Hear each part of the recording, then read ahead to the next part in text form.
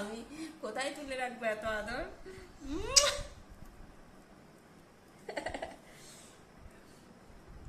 ওর যখন মন হয় তখন দেয়, বুঝলে। আমি যদি আবার কোনো সময় হুট করে যে বলি আমাকে একটু দাও, তো দেবে না। ওর যখন ইচ্ছা হবে সেই সময় দেবে।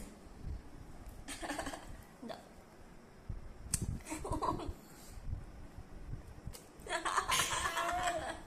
কি ভালো, আর ঠ্যাঙের উপর ঠ্যাং তুলে বসছে। আচ্ছা বসো।